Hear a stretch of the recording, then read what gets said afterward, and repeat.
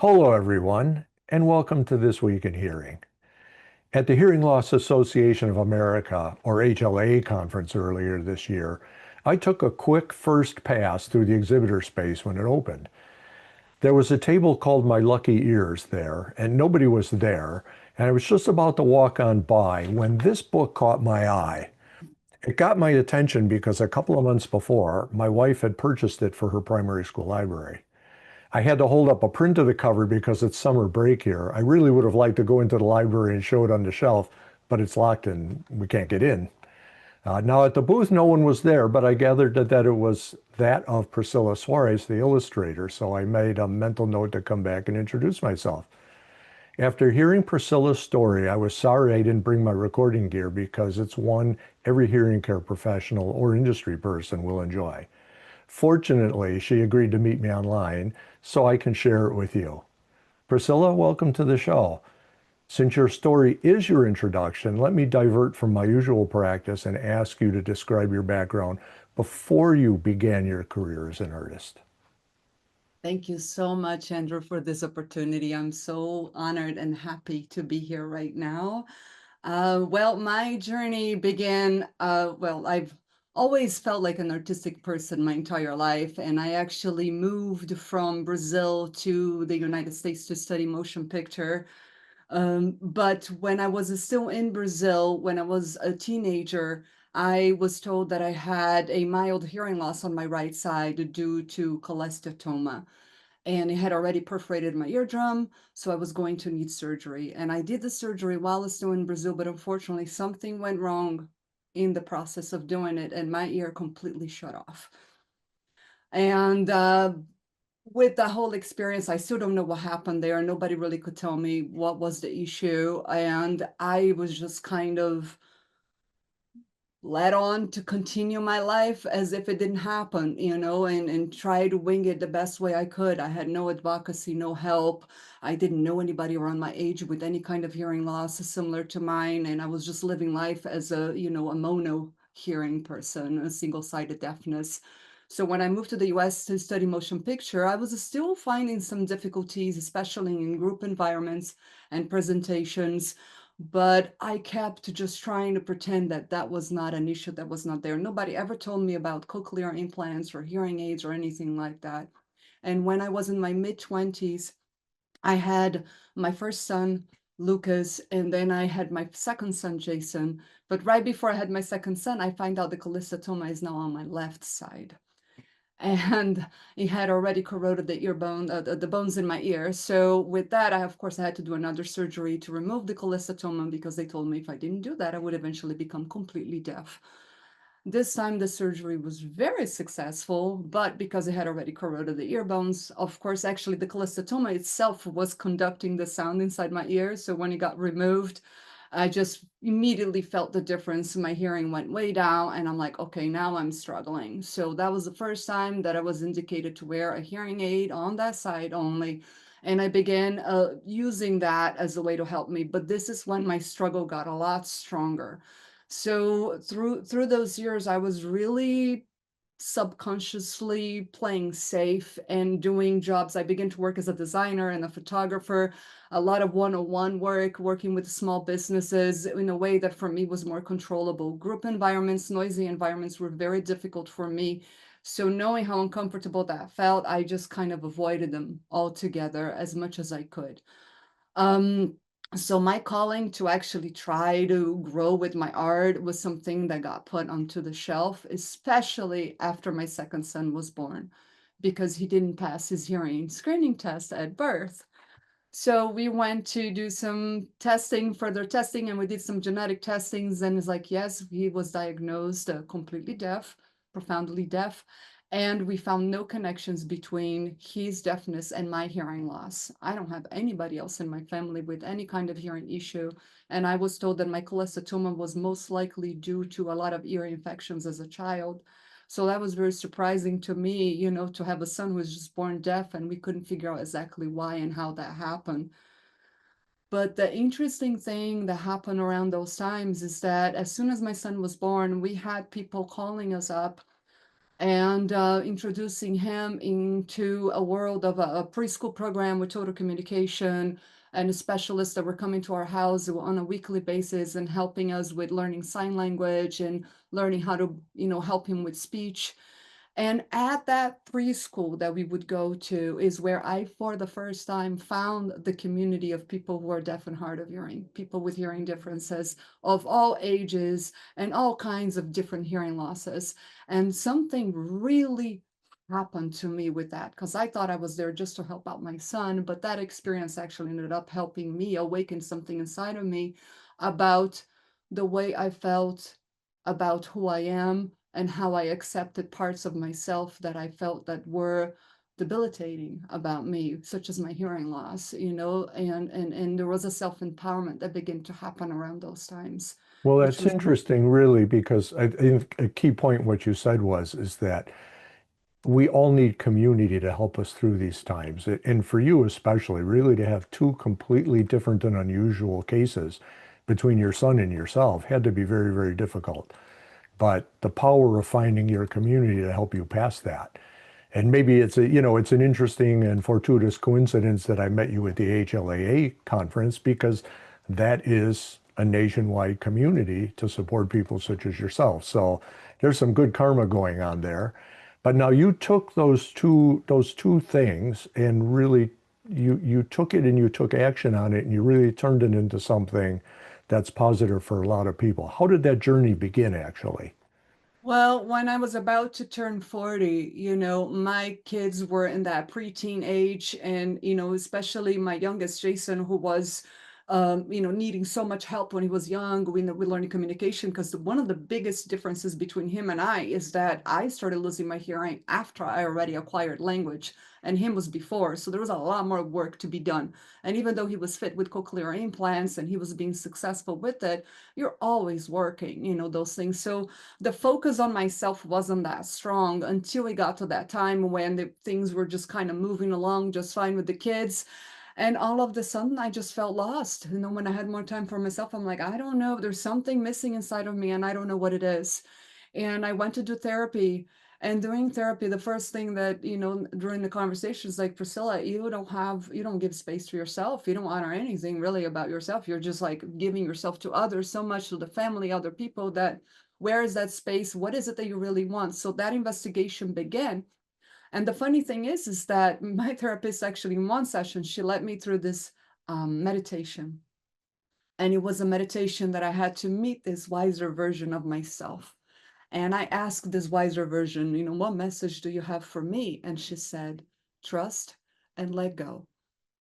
And when the meditation was over, Andrew, I'll tell you, my therapist asked me, so what do you think about the message? And I said, I feel like I made it up. It sounded so so obvious. Like, it's such an obvious, oh, trust and let go is a pretty thing to say, So I kind of dismissed it a little bit, like it was no big deal.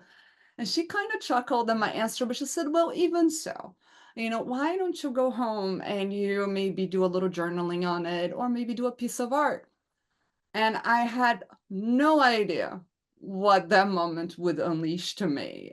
Like, right, that little proposal that she gave me, because I went home and I looked at my room and I saw my art materials collecting dust that I would just buy and put on the shelf. One day I'm gonna use it. And all these ideas that I had, like, one day I'm gonna do this, one day I'm gonna create that. And all these artworks that I had started and never finished.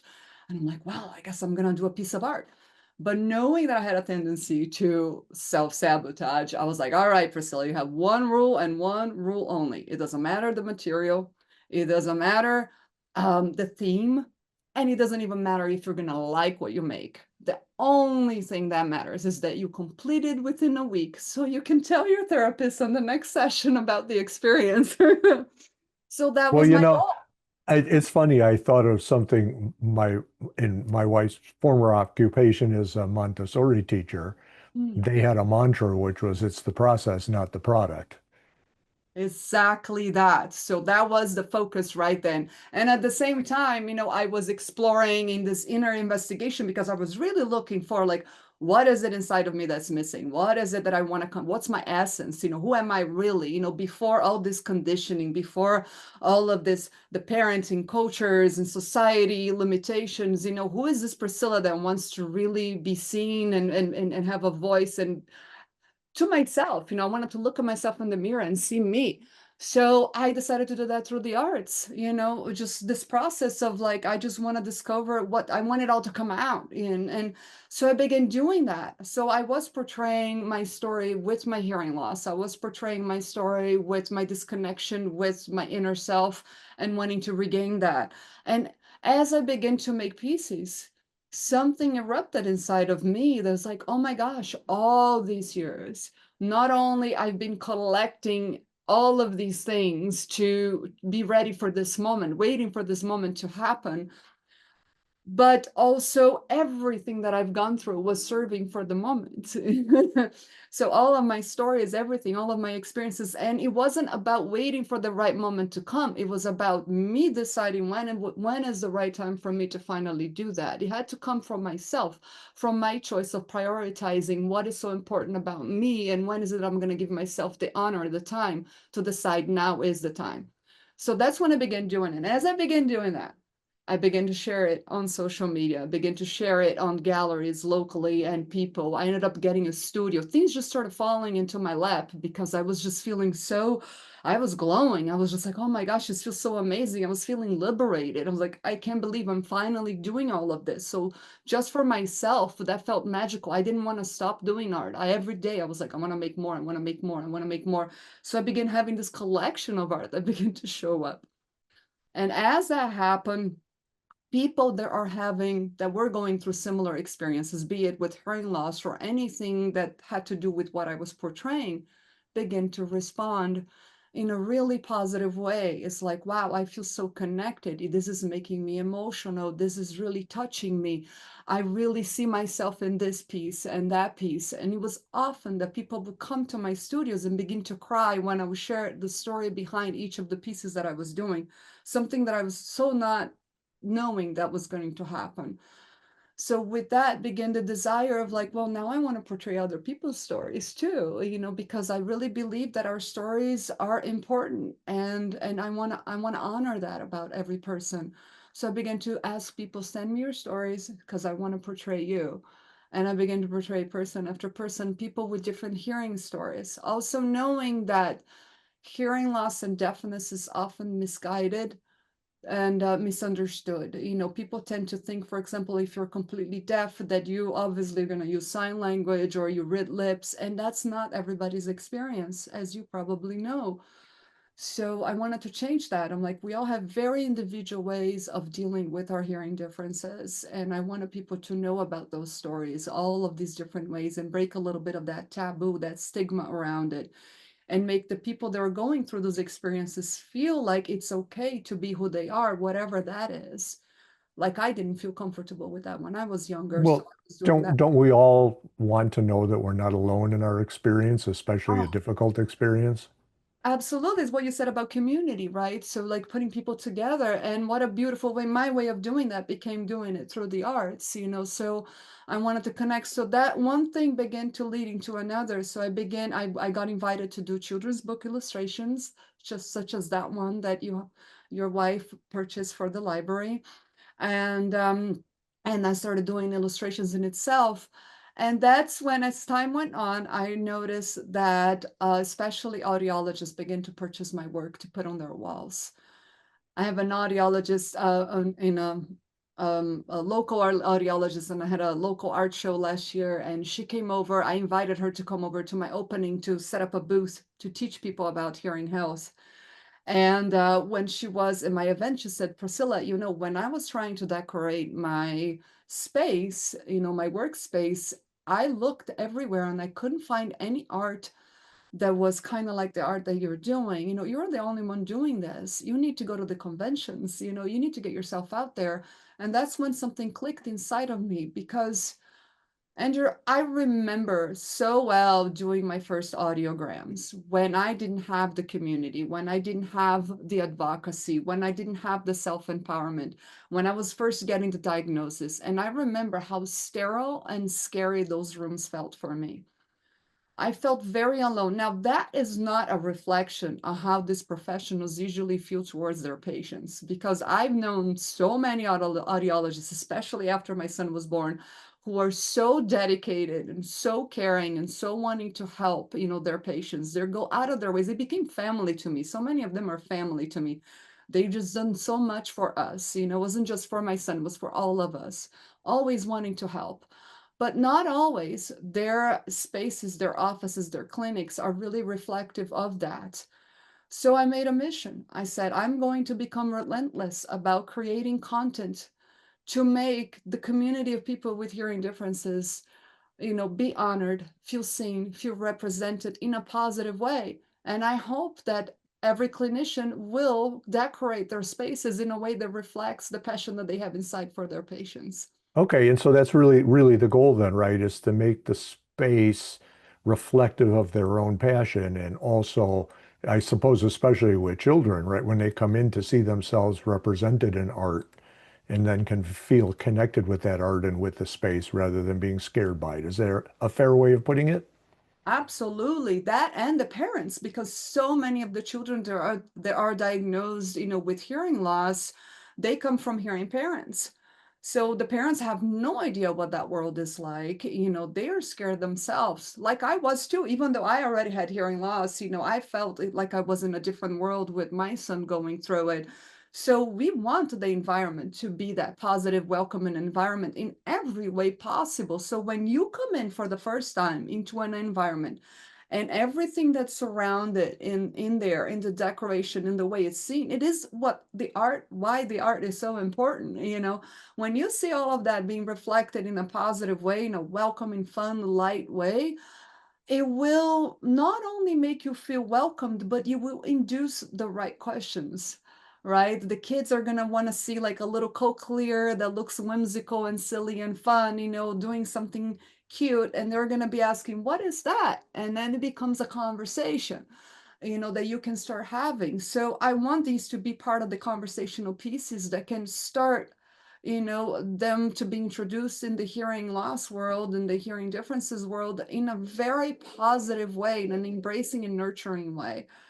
So that's the mission. Okay, so you're really doing two things now, and right? Like this book was published by a major publisher. It's no small thing. So now you're doing illustration, but then you're also doing art, mostly for audiologists, or would people find your art in other settings as well? No, they find my art in other sightings as well. I mean, I do for all the hearing health, professionals, but I also do for the families themselves. I do accept commissions, from people. So sometimes people come to me like, would you portray my child or would you portray me or my story? So I still do that too.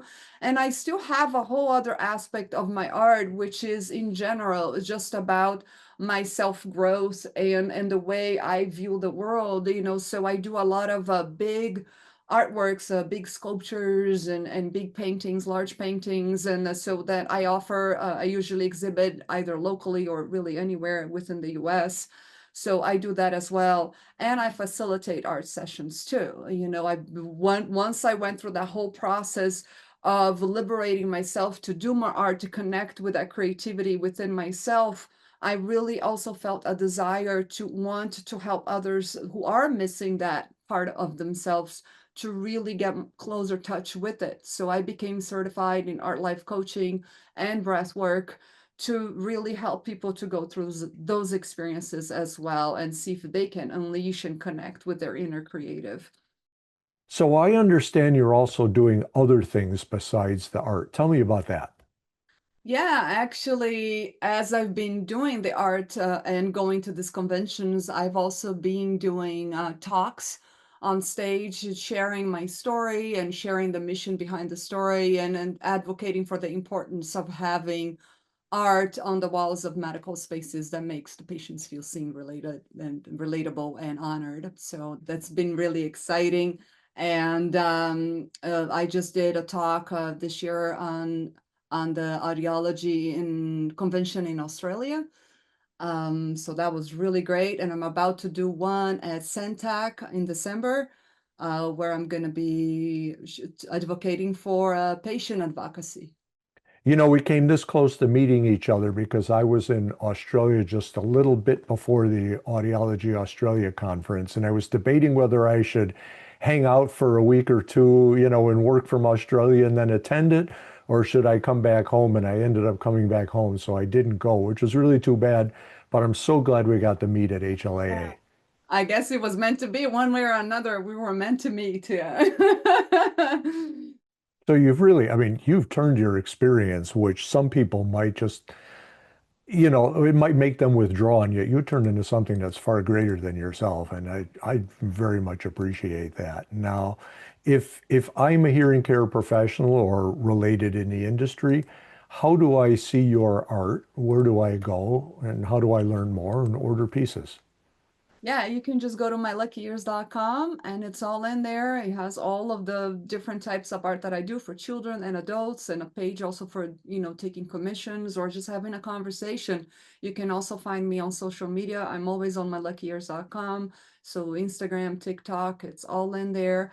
I love to connect and talk to people, chat. So if anybody wants to, communicate with me, I'd be happy to respond. Ah, terrific. And you want to have any last words before we finish this conversation? Well, first of all, I'm so happy that we met. That was a great little piece of a connection in there. I just love going to these events. That's something that I want to continue to do.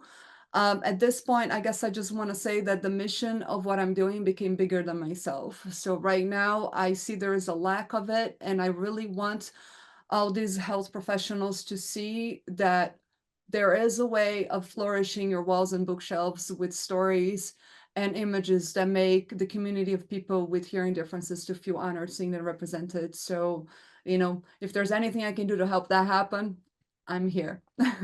Well, it's wonderful what you're doing, and I wish you every success in the future and look forward to seeing you at the next conference or show sometime. Thank you. I'm looking forward to it. I appreciate it, Andrew.